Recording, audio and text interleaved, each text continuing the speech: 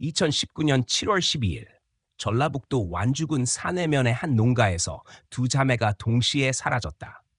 오전 10시 25분 인근 주민이 마지막으로 두 아이가 도로변에서 달걀을 팔고 있는 모습을 목격했다. 그 이후의 행적은 확인되지 않았다. 오전 11시가 조금 넘은 시각, 지나가던 차량 운전자가 멈춰 서서 아이들의 노점을 보았을 때 의자 위에는 아무도 없었고 현금 상자만이 비어 있었다. 부모는 불과 15분 후 아이들이 보이지 않자 주변을 수색했으나 아무런 흔적도 발견하지 못했다. 11시 37분 아버지 김태수는 완주경찰서에 실종 신고를 접수했다. 경찰은 즉시 대응팀을 구성하고 주변 농로, 하천, 산길을 중심으로 탐색을 시작했다. 아이들의 신발, 가방 혹은 옷가지 같은 개인 소지품은 발견되지 않았다. 납치 가능성이 제기된 것은 현장에 차량 바퀴 자국이 새로 생겨 있었기 때문이었다. 그 자국은 약 1톤 트럭의 것으로 추정되었고 노점 앞에서 갑자기 방향을 틀어 도로로 빠져나간 흔적이었다. 첫날의 수색은 일몰까지 이어졌다. 150명의 경찰과 주민이 동원되었으나 단 한 점의 물증도 나오지 않았다. 완전주군은 다음 날 오전 6시부터 군 장비를 동원해 하천 준설을 실시했지만 아이들의 흔적은 어디에서도 발견되지 않았다. 언론은 전북 농촌 두 자매 동시 실종이라는 제목으로 긴급 보도를 내보냈고 전국적인 관심이 쏠렸다. 그날 오후 경찰은 가족을 참고인 신분으로 불러 조사했다. 아버지 김태수는 오전 내내 밭에서 일하고 있었다고 진술했고 어머니 이미정은 주방에서 김치를 담그고 있었다고 했다. 이웃 주민의 진술도 동일했다. 그러나 여론은 곧 가족을 향했다. 농가의 빚 문제, 보험금 목적의 범행이라는 추측이 인터넷을 중심으로 퍼졌다. 사건 발생 24시간이 지나자 경찰은 실종에서 유괴로 사건 분류를 바꿨다. 국립과학수사연구원이 현장 분석에 투입되었다. 노점 근처의 흙 샘플, 발자국, 차량 흔적, 그리고 현금 상자 표면의 지문이 채취되었다. 지문은 모두 가족 구성원의 것으로 확인되었다. 외부인의 침입 흔적은 없었다. 단 하나의 이물질, 흙 속에서 발견된 작은 비닐 조각이 주목되었다. 그것은 파란색의 노란 줄무늬가 있는 산업용 방수포의 일부였다. 농업용 자재로 흔히 쓰이는 제품이었지만 가족은 자신들의 농장에는 그런 자재를 쓴 적이 없다고 진술했다. 사건 발생 사흘째, 경찰은 완주 전역으로 수색을 확대했다. 드론 역대, 탐지견 4마리가 투입되었다. 그러나 탐지견들은 모두 농장 경계를 넘지 못하고 같은 지점에서 멈춰섰다. 냄새가 끊긴 지점은 도로가 끝나는 완주 고창간 지방도로 초입이었다. 누군가 차량으로 아이들을 옮겼을 가능성이 확실시되었다. 같은 날 밤 담당 형사 오연석은 기록지에 짧은 메모를 남겼다. 목격자 없음, CCTV 없음, 납치 동기 불명, 실종 후 15분 공백. 그는 이 공백이 사건의 핵심이라고 판단했다. 아이들이 사라진 시간 동안 마을을 지나는 모든 차량의 블랙박스가 수거되었지만 그 짧은 구간에선 단 한 대의 트럭도 포착되지 않았다. 사건은 미궁으로 빠져들었다. 경찰은 주변 농가 두 곳을 방문 조사했다. 모두 아이들을 잘 알고 있었고 대부분 밝고 예의 바른 자매였다고 진술했다. 단 한 사람만이 특이한 말을 했다. 사라지기 전날 밤 아이들이 이웃집 아저씨의 트랙터에 타고 놀았다. 그 이웃은 농장을 나란히 두고 사는 박동철, 58세. 박동철은 조사에서 그날 잠깐 농기계 정비를 하며 아이들이 지나가길래 트랙터를 보여줬을 뿐이라고 진술했다. 그는 마을에서 신뢰받는 인물로 아들이 몇 해 전 사고로 숨진 뒤 홀로 농사를 지어왔다. 경찰은 그를 단순 참고인으로 분류했다. 사건 발생 일주일 후 수색은 공식 종료되었다. 실종 경보는 전국망으로 전송되었고 포상금이 걸렸다. 그러나 신고는 단 한 건도 없었다. 여름 더위 속에서 농가의 닭장만이 텅 비어 있었다. 그날 이후 완주군 산해면의 시간은 멈춘 듯했다. 부모는 매일 저녁 노점 앞에 초를 켜고 두 아이의 이름을 부르며 기다렸다. 3년이 지나도록 그 초는 꺼지지 않았다. 실종 이후 완주경찰서는 사건을 장기 미제로 분류했다. 초기 6개월 동안 총 42건의 제보가 접수되었지만 모두 허위로 판명되었다. 일부는 언론 노출을 노린 것이었고 일부는 단순한 착오였다. 수색대는 해체되었고 사건 기록은 경찰 내부 서버의 미해결 폴더에 저장되었다. 부모는 여전히 매달 경찰서에 들러 새로운 단서를 요구했으나 담당자는 교체될 때마다 같은 대답을 반복했다. 진전이 없습니다. 시간이 흐르며 관심은 줄어들었다. 언론은 다른 사건으로 옮겨갔고 마을 사람들은 말을 아꼈다. 부부는 외출을 거의 하지 않았다. 농장 주변에는 잡초가 자랐고 닭장은 비어 있었다. 마을 주민들은 여전히 그들을 동정했지만 동정은 점차 의심으로 바뀌었다. 빚 문제와 실종 사건을 연결시키는 소문이 돌기 시작했다. 아버지가 보험금을 노렸다는 이야기는 근거 없이 퍼졌다. 그들은 이웃의 시선을 견디지 못해 교회를 그만두고 시장에도 나가지 않았다. 2020년 3월 전북지방경찰청 미제 전담팀이 구성되면서 사건이 다시 검토되었다. 데이터베이스에 저장된 모든 미해결 실종 사건 중 아이가 둘 이상 동시에 사라진 사례는 이 건이 유일했다. 전담팀은 기존 수사 기록 4천 쪽을 다시 검토했고 과학수사 분석 보고서를 새로 작성했다. 사건 현장 근처에서 발견된 트럭 타이어, 자국의 폭, 깊이, 회전 각도를 기반으로 한 모델링 결과 차량의 하중이 일반 농사용 트럭보다 약간 무거운 것으로 나타났다. 하지만 번호판이나 제조사는 특정되지 않았다. 형사 오연석은 기록 속에서 유일하게 설명되지 않은 물건 하나를 주목했다. 파란색의 노란 줄무늬가 들어간 방수포 조각. 보고서에는 특이점 없음으로 분류되어 있었다. 그는 완주 일대 농기자재 판매점을 조사했고 2019년 상반기에 그 방수포를 구매한 사람은 단 3명이었다. 그중 1명이 실종된 아이들의 이웃 박동철이었다. 그러나 구매 내역만으로 혐의를 입증하기엔 부족했다. 부모의 심리 상태는 불안정해졌다. 김태수는 사건 2년차에 부채 상환을 위해 농장을 매각하고 임시주택으로 이사했다. 아내 이미정은 정신과 치료를 받기 시작했다. 그녀의 진료 기록에는 반복되는 구절이 있었다. 아이들이 돌아올 수 있다는 확신. 그녀는 경찰에 매달 손편지를 보냈고 모든 답장은 정형화된 인쇄 문서였다. 수사 중입니다. 2022년 5월 4일 오전 고창군 근처의 한 낚시꾼이 자석을 이용해 하천 바닥에서 금속성 물체를 끌어올렸다. 녹슨 우유통이었다. 통의 표면에는 킴 파र्म 1981이라는 로고가 희미하게 남아 있었다. 뚜껑이 단단히 봉인되어 있었고 내부에는 물과 진흙이 섞인 잔해, 그리고 머리끈 2개, 인형 1개, 종이 1장이 들어 있었다. 종이에는 삐뚤한 필체로 적혀 있었다. 더 이상 찾지 마세요. 아이들은 안전합니다. 국과수 감정 결과 종이의 필체는 부모와 일치하지 않았다. DNA는 검출되지 않았으나 인형의 섬유에서 오래된 세포 흔적이 발견되었다. 수사팀은 즉시 현장 주변을 봉쇄하고 하천 수로를 5km 구간에 걸쳐 재탐색했다. 추가 증거는 없었다. 하지만 발견된 우유통이 과거 농장에서 사용하던 것이라는 사실이 확인되면서 경찰은 사건을 기존 실종 사건과 동일로 결론지었다. 5월 5일 오전 완주경찰서장은 본청에 재수사 요청서를 올렸다. 세부 보고서에는 타살 흔적 없음, 제3자 개입 가능성 있음, 현장 물건은 단독 행동보다는 계획성 높음이라는 문장이 기록되었다. 경찰 내부에서는 누군가 사건을 인위적으로 봉인한 것이란 의견이 나왔다. 누군가 새 아이의 죽음을 가장하거나 행방을 감추기 위해 가짜 증거를 만든 가능성. 언론은 즉각 반응했다. 완주 2자매 실종 사건 3년 만에 단서 발견이라는 제목이 전국 포털 상단에 올랐다. 기자들은 농장 앞에 모여 카메라를 설치했고 부모는 취재를 피하기 위해 문을 잠갔다. 이웃들은 말이 없었다. 그날 밤 박동철은 자신의 트랙터를 몰고 도로를 건너갔다. 그는 언론이 몰려드는 장면을 멀리서 바라보다 천천히 집 안으로 들어갔다. 다음 날 새벽 그가 집 앞 현관을 물청소하는 모습이 목격되었다. 수사팀은 5월 6일 오전 8시에 농장을 다시 방문했다. 부모는 조사에 응했다. 현장에서 다시 채취한 흙 샘플은 이전 기록과 동일한 조성을 보였다. 다만 우유통이 발견된 하천의 진흙과 유사한 미세 입자가 농장 남쪽 축사 근처에서 검출되었다. 보고서는 이동 경로 일치 가능성 있음으로 기록되었다. 수사는 다시 부모를 중심으로 좁혀졌다. 그날 오후 형사 오연석은 수사 일지를 위해 한 줄을 남겼다. 이 사건은 돌아왔다. 그러나 진실은 여전히 숨어있다. 2022년 5월 7일 오전 9시 전북경찰청 광역수사대가 사건을 인수했다. 사건명은 완주 아동 실종 제조 사건 2022-05. 총 12명의 전담 인원이 구성되었다. 본청 분석관은 첫 단계로 물증의 이동 가능성을 평가했다.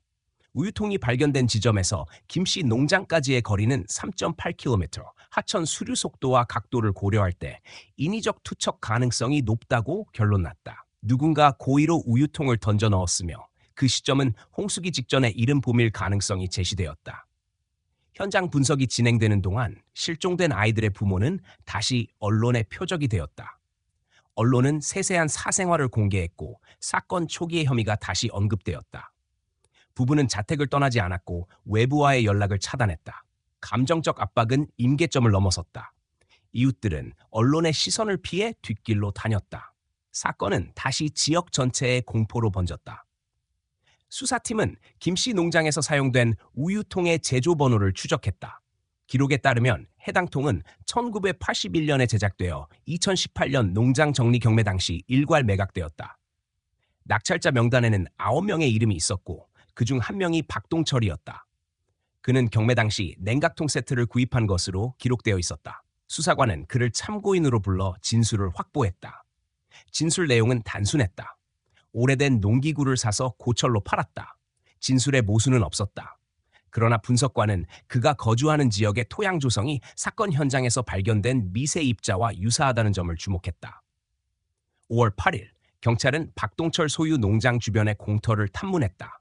그곳은 외딴 구역으로 돼지 우리와 곡물 창고가 낡은 채로 방치되어 있었다. 탐지견이 축사 뒤편에서 멈춰섰다. 그 지점은 땅이 약간 움푹 꺼져 있었고 오래된 철판이 덮여 있었다. 철판을 제거하자 콘크리트 바닥이 나왔다. 균열 부분에 미세한 먼지와 머리카락 조각이 섞여 있었다. 채취된 샘플은 두 자매의 DNA와 일치했다. 사건의 중심이 바뀌었다. 부모에 대한 의심은 해소되었고 수사 대상은 박동철로 옮겨졌다.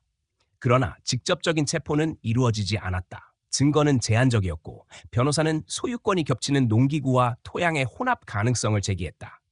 경찰은 구속영장을 청구하지 못한 채 추가 증거 확보를 시도했다. 5월 9일 새벽 비공식 감시가 시작되었다. 박동철의 일상은 규칙적이었다. 오전 5시 기상, 트랙터 점검, 오전 9시 농작물 관리, 오후 6시 귀가.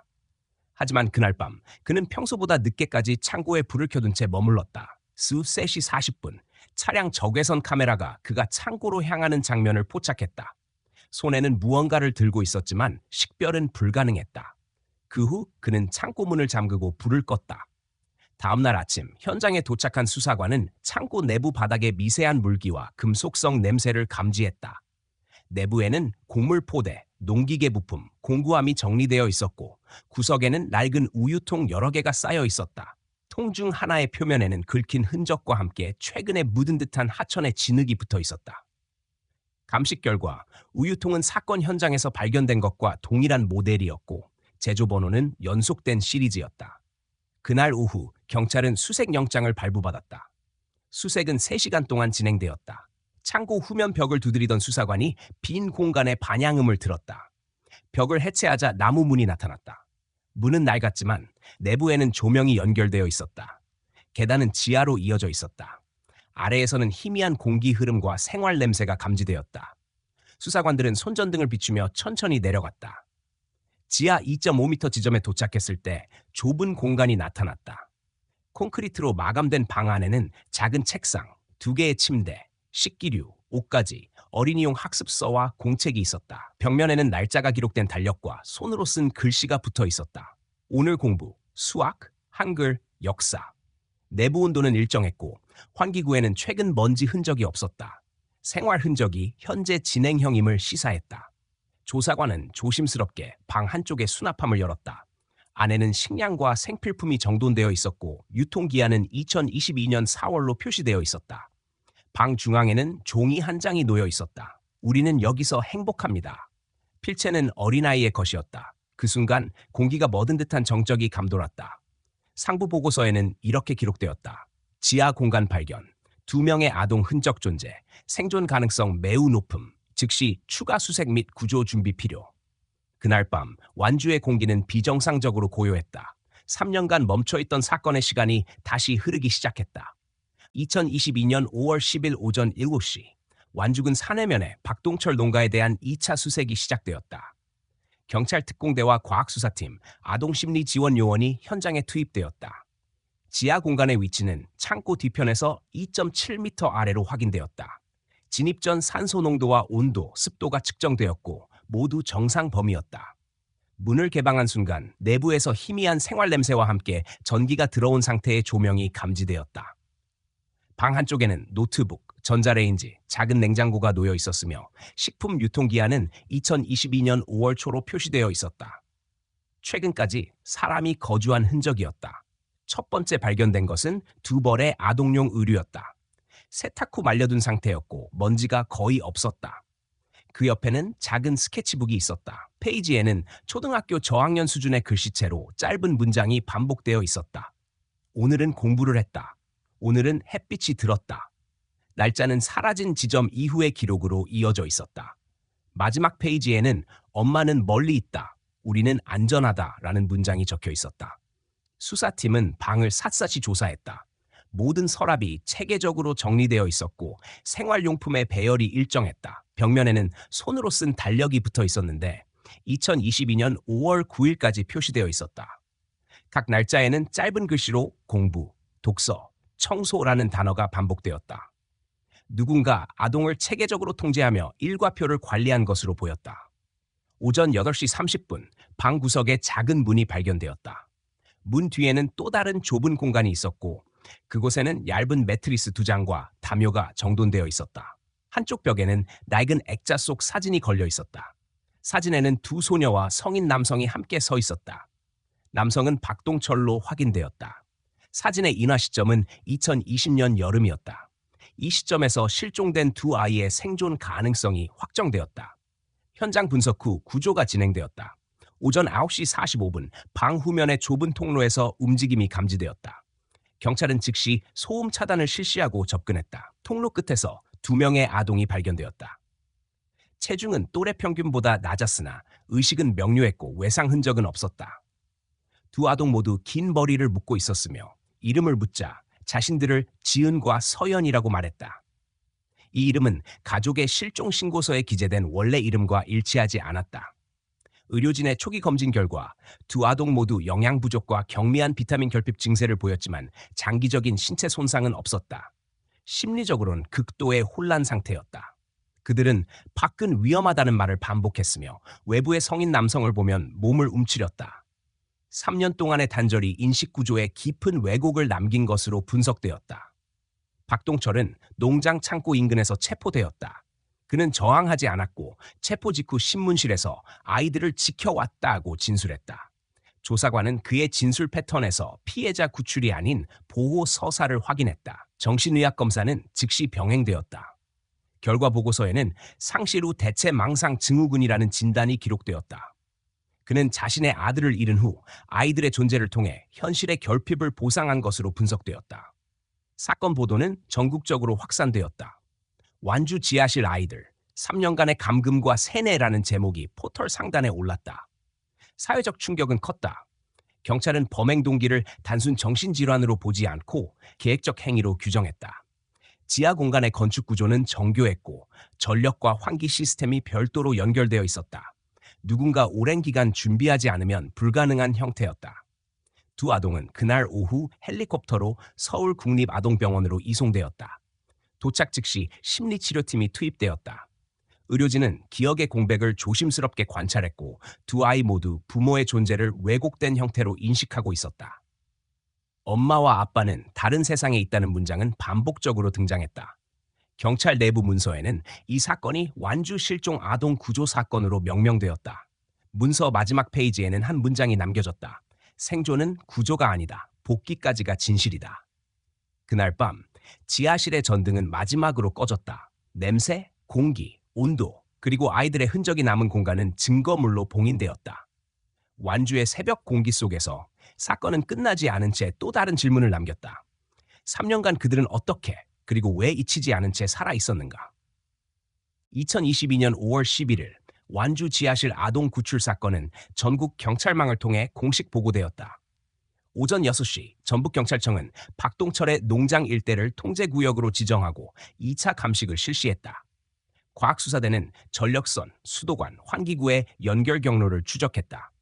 모든 설비는 농장 본체의 배선과 별도로 독립적으로 설치되어 있었다. 전기요금 고지서에는 2019년 이후 월 2만 원의 추가 소비 기록이 지속적으로 존재했다.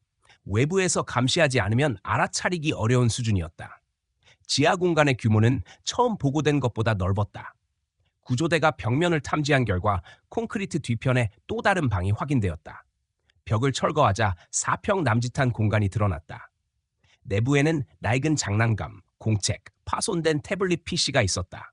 기기에는 인터넷 연결이 차단되어 있었지만 오프라인 문서 파일 여러 개가 저장되어 있었다. 파일 제목은 학습계획서, 생활기록, 일기였다. 파일의 작성자는 박동철이었다. 문서에는 날짜별로 아이들의 행동과 학습량이 세밀하게 기록되어 있었다. 아침 7시 기상, 우유 200ml 섭취, 독서 30분, 낮잠 1시간. 기록은 3년간 하루도 빠짐없이 이어졌다.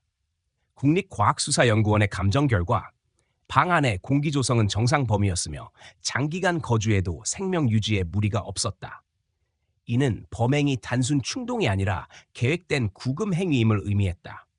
방음 시설은 농업용 단열재와 방음 패널을 이용해 정교하게 구성되어 있었다.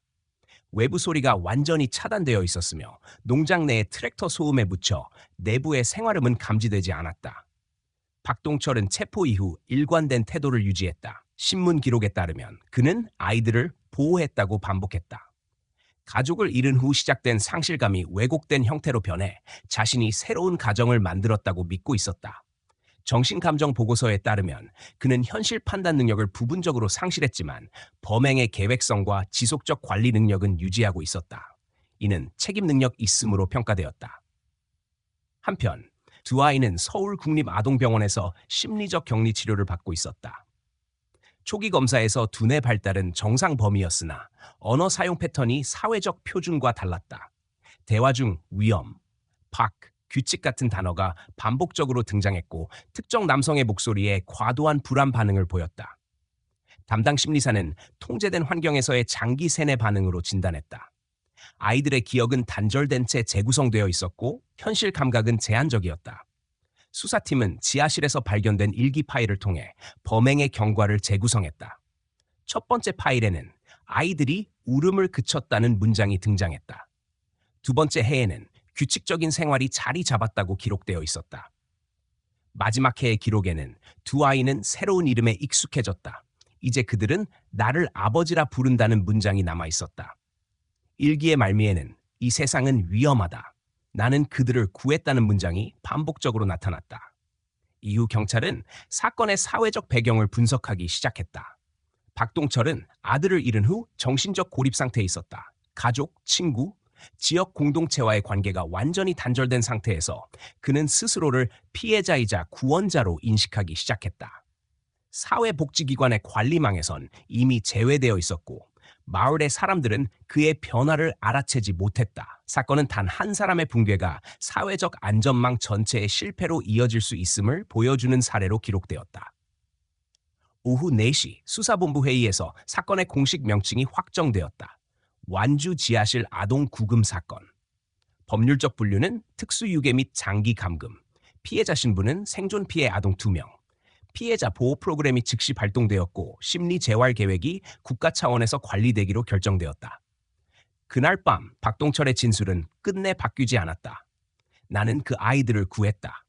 그의 진술은 법적 증거로 기록되었고 사건 파일 마지막 페이지에는 두 문장이 덧붙여졌다. 이 사건은 구조의 형태를 가진 감금이다. 그가 말한 보호는 사회가 버린 한 인간의 왜곡된 신념이었다. 완주의 밤은 다시 조용했다. 지하실의 불은 꺼졌지만 그 어둠은 마을의 기억 속에서 쉽게 사라지지 않았다. 2022년 5월 12일 오전 8시 전북경찰청은 박동철에 대한 기소 의견서를 검찰로 송치했다. 혐의는 아동유괴, 감금, 아동학대, 위계에 의한 세뇌행위. 사건 기록은 총 14건으로 분류되었고 범행 기간 3년, 피해자 2명, 정신적 손상 심각. 수사관들은 신문 과정에서 감정적 반응을 철저히 배제했다. 피의자는 진술 중 단 한 번도 후회나 공포를 보이지 않았다. 그는 구원이라는 단어를 반복하며 자신이 아이들을 세상으로부터 지켰다고 확신했다. 사건 당시 마을 주민 투부 3명에 대한 참고인 조사가 이루어졌다. 대부분은 박동철이 아들을 잃은 이후 점점 외부와의 접촉을 끊었다고 진술했다. 몇몇은 아이들의 실종 초기에 그가 가족을 위로하며 세상이 아이들을 삼켰다고 말하던 모습을 기억했다. 아무도 그의 행동을 의심하지 않았다. 그는 여전히 마을의 농기계 정비를 맡고 있었고 사람들은 그를 조용하고 성실한 이웃으로 보았다. 검찰 수사 단계에서 발견된 추가 증거는 범행의 계획성을 확정지었다. 2018년 말 박동철은 인터넷을 통해 방음제, 환기구 부품, 배수관 자재를 대량으로 주문했다. 결제 기록에는 창고 개조용이라는 메모가 남아 있었다. 구매 내역이 여러 계좌로 분산되어 있어 가족이나 거래처 누구도 전체 흐름을 파악하지 못했다. 같은 해 12월, 그는 구청에 농업용 시설 보수 신고를 제출했다. 신고서에는 비상 저장 공간이라는 문구가 포함되어 있었다. 그 지하 공간이 감금실의 기초가 되었다. 아이들이 발견된 지 3일째 피해자 보호소에서는 아동심리 전문가와 경찰관이 협업으로 진술 확인 절차를 진행했다. 두 아동 모두 현실 시간 개념을 상실한 상태였다. 지은은 자신이 10살이라고 말했지만 실제 나이는 13세였다. 서연은 외부인 접촉을 극도로 두려워했고 방 안의 창문이나 문이 닫히면 숨을 크게 들이마셨다. 전문가 보고서에는 조건화된 공간 불안 증후군이라는 진단명이 기록되었다. 의료진은 그들의 기억 복원 가능성을 낮게 평가했다. 두 아동은 가족에 대한 단기 기억을 거의 잃었으며 밖의 세상은 위험하다는 인식이 완전히 내면화되어 있었다. 세뇌 과정은 단순한 공포주입이 아니라 반복된 보상과 통제로 이루어졌다. 매일 일정한 학습, 식사, 칭찬, 격리. 일정이 어긋나면 침묵의 제재가 가해졌고 그 기간 동안 아이들은 말을 금지당했다. 그 통제는 언어와 감정, 나아가 시간의 개념까지 마비시켰다. 5월 12일 오후 3시 경찰 심리분석실에서 박동철의 자필 기록이 마지막으로 해독되었다. 그는 매일 저녁 일지를 작성했다. 첫 장에는 그 아이들은 이제 내 아이들이다라는 문장이 반복되어 있었다. 둘째 해에는 그들은 잊었다. 나는 성공했다. 마지막 기록은 사건 발생 5일 전으로 밥근 여전히 병들었다. 나는 그들을 내 안에 두어야 한다. 이 문장은 검찰 기록의 핵심 증거로 남았다. 사회적 반응은 양극으로 갈라졌다. 일부는 그를 괴물로 규정했고 일부는 정신질환자의 비극으로 해석했다. 그러나 사건 조사관들은 한 가지 결론에 도달했다. 그는 단지 병든 개인이 아니라 고립된 사회구조의 산물이었다. 가족을 잃고도 아무도 그를 관찰하지 않았고 공동체의 시선은 그를 조용한 사람으로 분류한 채 방치했다. 사건은 시스템의 실패이자 무관심의 결과로 기록되었다. 국가청소년정책위원회는 이 사건을 계기로 농촌 장기 실종자 재조사 프로젝트를 발족했다. 전국 단위로 10년 이상 미해결 아동 실종 사건을 재분석하기로 했다. 경찰청 내부에서는 지속감시 데이터망이 새롭게 설계되었다. 고립거주자의 전기 수도 사용 패턴을 감시하여 이상 징후를 조기 탐지하는 시스템이었다. 그날 밤 피해자 보호소의 복도는 조용했다. 두 아동은 분리된 방에서 잠들어 있었다. 심리사들은 그들의 잠버릇을 관찰하며 노트에 짧게 기록했다. 지은, 밤새 깨지 않음. 서연, 새벽 2시경 울음. 진정 후 안정. 보호소의 문 밖에서는 경찰이 교대로 경비를 섰다. 모든 것이 통제된 안정 속에 있었지만 그곳에는 아직 보이지 않는 불안이 남아 있었다. 사건 종결 보고서 초안엔 이렇게 적혀 있었다. 이 사건의 피해자는 2명의 아동이 아니다. 한 사회가 망각한 책임이 피해자다. 다음 날 아침 보호소 앞에는 기자들이 모여 있었다. 플래시가 번쩍였고 카메라는 울타리 너머를 향했다. 세상은 여전히 이야기를 원했다. 그러나 아이들의 회복은 뉴스가 아니었다. 경찰은 기자들을 차단하며 한 문장을 남겼다. 이제부터는 보호의 시간이다. 완주의 새벽은 차가웠다. 그러나 지평선 위로 떠오르는 햇빛은 서서히 땅을 덮었다. 3년간 갇혀있던 두 생명이 처음으로 진짜 아침을 맞이한 날이었다. 2022년 5월 20일 전주지방법원에서 첫 구속 전 피의자 신문이 열렸다. 피의자 박동철은 수감복을 입고 법정에 출석했다. 표정은 무표정했고 시선은 정면을 향해 있었다. 검찰은 범행의 계획성과 지속성, 피해자의 세뇌 행위를 근거로 구속 필요성을 제시했다. 변호인은 피의자의 정신적 질환을 주장하며 치료 감호를 요청했다. 재판부는 신문을 27분 만에 마쳤고 구속영장이 발부되었다. 이유는 명확했다. 범행의 중대성과 재범 위험. 같은 시각 서울국립아동병원에선 두 피해 아동의 심리회복 2주차 검사가 진행되었다.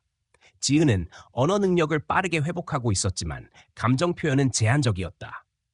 표정 변화가 거의 없었고 자발적인 언어가 줄어들었다. 서연은 여전히 타인의 접근을 거부했다. 전문가들은 두 아동이 안전이라는 개념을 받아들이기까지 최소 6개월이 필요하다고 평가했다. 경찰 심리분석팀은 아이들이 남긴 그림과 일기 조각을 분석했다. 그림에는 반복적으로 닫힌 문과 같은 방 구조가 나타났다. 그 문 앞에는 빛이라고 쓰인 글자가 여러 번 등장했다. 일기에는 밖은 무섭다, 하지만 궁금하다라는 문장이 반복되어 있었다. 이는 두려움과 호기심이 공존하는 상태로 세상에 대한 인지 재구성이 시작되었음을 의미했다. 검찰은 박동철의 일기와 아동 기록을 근거로 범행의 전 과정을 정리했다. 그는 아들을 잃은 직후부터 보호의 공간이라는 개념을 구체화했고 실종 사건을 계기로 그 계획을 현실화했다. 모든 것은 사회적 붕괴가 아닌 개인적 복구의 형태로 위장되어 있었다. 그는 자신을 가해자가 아닌 대체된 가족의 중심으로 인식했다. 그의 심리 구조는 죄의식이 아닌 의무감으로 작동했다. 5월 22일 전북경찰청 수사본부는 사건 종결을 선언했다. 모든 물적 증거와 진술, 심리 분석이 완료되었다. 사건의 법적 정의는 장기 아동 유괴 및 감금, 사회적 정의는 심리적 대체 가정의 붕괴로 규정되었다. 그러나 경찰 내부 보고서의 마지막 문장은 달랐다. 이 사건은 개인의 광기가 아니라 고립된 인간이 사회와 단절된 결과이다. 사건의 여파는 완주를 넘어 전국으로 확산되었다. 교육부는 모든 농촌 지역 학교에 아동 실종 대응 매뉴얼 강화를 지시했고 지자체는 정신건강복지센터의 재점검에 착수했다. 하지만 현장에는 여전히 회복되지 못한 사람들의 흔적이 남았다. 이웃들은 언론의 조명을 피했고 농장은 출입이 통제된 채 폐쇄되었다. 그곳은 더 이상 누군가의 일터가 아니라 사회적 기억의 상징이 되었다. 박동철의 심리감정 결과가 최종 제출되었다. 진단명은 상실 후 보상형 망상장애. 전문가들은 그가 명확한 현실 판단 능력을 유지한 채 자신의 왜곡된 신념에 따라 행위했다고 결론 내렸다. 즉, 질환은 있었지만 의도 또한 존재했다. 검찰은 이 보고서를 근거로 무기징역을 구형할 계획을 세웠다. 5월 25일 보호소 내부에서 변화가 감지되었다. 지은이 처음으로 보호사에게 집에 가고 싶다고 말했다. 그 한마디는 3년간 닫혀있던 감정의 첫 균열이었다. 서연은 여전히 침묵 속에 있었지만 자발적으로 창문을 열고 밖을 바라보는 시간이 늘어났다. 그들은 천천히 세상으로 돌아오는 중이었다. 그러나 그 회복은 단순한 치유가 아니라 기억의 재구성이었다. 그들에게 집은 여전히 낯선 단어였다. 그날 밤 보호소의 심리상담실에서는 모든 조명이 꺼진 뒤에도 기록이 이어졌다. 상담사는 그날의 보고서에 짧게 적었다. 오늘 아이들은 두려움 없는 침묵을 배웠다. 한편 박동철은 전주구치소 내 정신감시동에 수감되어 있었다. 매일 오전 7시 30분 그는 동일한 루틴을 반복했다. 식사, 독방 정리, 일기 작성. 일기 내용은 감시 대상이 되었고 한 문장이 반복되었다. 나는 여전히 그 아이들을 생각한다. 그의 필체는 일정했고 문장은 흐트러지지 않았다. 사회는 사건을 잊기 시작했다. 뉴스의 헤드라인은 다른 사건으로 대체되었고 SNS의 관심은 다른 이슈로 옮겨갔다. 그러나 사건을 담당했던 한 수사관은 보고서의 마지막에 단 한 문장을 남겼다. 이 사건은 끝난 것이 아니라 잊히는 중이다. 완주의 여름은 조용했다. 해가 지면 농로의 그림자가 길게 늘어졌다. 그 그림자 속에는 이름을 잃었던 두 아이의 기억과 한 인간이 만든 가짜 가족의 잔향이 남아 있었다. 그리고 어딘가에서 또 다른 고립이 시작되고 있었다. 2023년 2월 14일 전주지방법원 형사 1부는 완주 지하실 아동 구금 사건에 대한 최종 판결을 내렸다. 피고인 박동철은 아동 유괴, 장기 감금, 아동 학대 혐의로 무기징역을 선고받았다. 재판부는 판결문에서 피고인은 상실을 이유로 타인의 생명을 자신의 통제하에 두었다. 이는 보호의 형태를 띤 가장 완전한 폭력이다라고 명시했다. 그는 법정에서도 침묵을 유지했다. 얼굴에는 감정이 없었고 판결문이 낭독되는 동안 단 한 번도 눈을 내리지 않았다. 형이 확정된 후 그는 전주교도소로 이송되었다. 그의 일기는 증거로 보관되었다. 3년 동안 기록된 112건의 공책에는 날짜, 날씨, 아이들의 생활이 분 단위로 적혀 있었다. 검찰은 이를 심리적 지배 일지라 명명했다. 마지막 페이지에는 한 문장이 남아 있었다. 그 아이들은 나 없이는 살 수 없다. 감정 없는 필체였다. 법의학 감정 결과 피랍은 일정했고 결단의 흔들림이 없었다. 재판부는 그 문장을 범죄의 본질로 규정했다. 보호를 가장한 소유. 아이들은 국가 보호체계 아래에 있었다. 지은은 보호소에서 9개월 후 위탁 가정으로 옮겨졌다. 그녀는 학교에 복귀했지만 또래와의 대화에서 거리감을 보였다. 사람이 웃을 때 경계하라는 말을 자주 반복했다. 서연은 장기 심리치료를 받으며 폐쇄적 성향을 유지했다.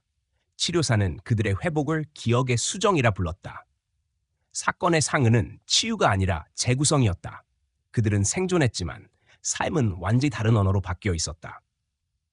박동철의 농장은 국가에 의해 압류되었다. 지하 공간은 콘크리트로 폐쇄되었고 현장은 교육용 사례로 남았다. 경찰학교에선 매년 신임 수사관들에게 이 사건을 사례로 교육했다. 계획적 감금의 구조, 심리적 세뇌 패턴, 공동체 감시의 부재. 보고서에는 세 문장이 반복되었다. 괴물은 외부에서 오지 않는다. 그는 우리 곁에서 조용히 만들어진다. 그리고 아무도 보지 않을 때 성장한다. 언론은 사건이 끝난 후에도 한동안 이 주제를 다루었다. 인간적 상실이 만들어낸 범죄, 사회적 고립의 위험이라는 제목이 붙은 기사들이 이어졌다. 그러나 몇 달이 지나자 보도는 사라졌고 이름만 남았다. 완주 사건. 사람들은 단지 그 일이라 불렀다. 사회학자들은 이 사건을 도덕적 단절의 전조로 분석했다. 인간의 연민이 개인의 광기와 결합할 때 그것은 범죄로 변한다는 결론이었다.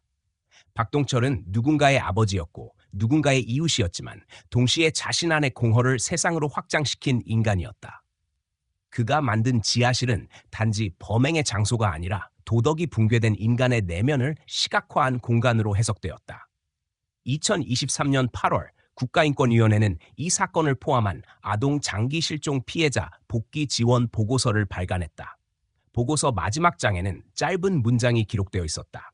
구출은 끝이 아니라 시작이다. 그 문장은 복귀의 어려움을 상징했다. 피해 아동은 사회로 돌아왔지만 사회는 여전히 그들을 이해하지 못했다. 보호는 제도화되었지만 공감은 체계밖에 남았다. 지은은 보호 과정에서 가끔 악몽을 꾸었다. 그 꿈에서 그녀는 항상 같은 장면을 본다고 했다. 어두운 방 안, 닫힌 문, 그리고 바깥에서 들려오는 목소리. 밖은 위험하다. 깨어나면 그녀는 천천히 창문을 열었다. 햇빛이 얼굴에 닿으면 잠시 멈췄다가 조용히 눈을 감았다. 그건 두려움이 아니라 확인의 행위였다. 세상이 여전히 존재한다는 증거. 사건의 마지막 기록은 2024년 경찰 내부 데이터베이스에 저장되었다. 제목은 사건 22WJ3X4 완주 지하 감금. 상태는 종결. 그러나 파일의 주석에는 한 문장이 남아 있었다. 이 사건은 종결되었지만 원인은 현재 진행형이다. 완주의 공기는 여전히 차가웠다. 폐쇄된 농장의 잡초는 철조망을 넘어 자랐고 지하로 이어지는 통로 위에는 아무 표식도 남지 않았다. 그러나 그곳은 잊히지 않았다. 매년 봄 경찰학교의 실습생들이 그 자리를 방문했다. 그들은 메모를 남기고 돌아갔다.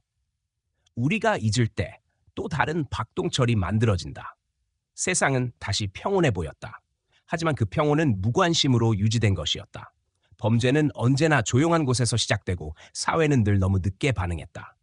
사건의 끝은 정의가 아니라 경고였다. 인간이 자신의 고통을 사랑으로 포장하는 순간 윤리는 무너진다.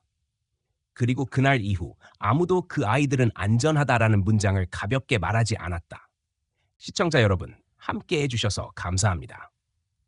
오늘의 이야기는 단지 한 사람의 범죄가 아니라 우리가 살아가는 사회의 그림자를 비추는 기록이었습니다. 어쩌면 그 어둠은 멀리 있는 것이 아니라 우리가 무심히 지나치는 일상 속에 스며 있는지도 모릅니다.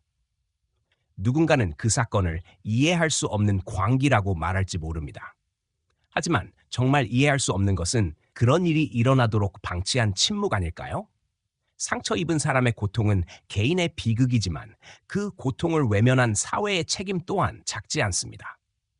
이 영상을 보신 여러분은 어떻게 생각하시나요? 도덕의 경계를 넘는다는 것은 어떤 의미일까요? 그리고 우리는 타인의 고통 앞에서 어디까지 공감할 수 있을까요? 여러분의 생각을 댓글로 남겨주세요. 당신의 한 문장이 누군가에게는 위로가 되고 또 다른 누군가에게는 새로운 질문이 될지도 모릅니다. 함께 생각하고 함께 이야기하면서 우리가 잊지 말아야 할 진실을 지켜가길 바랍니다. 끝까지 시청해 주셔서 진심으로 감사드립니다. 다음 이야기에서 또 뵙겠습니다.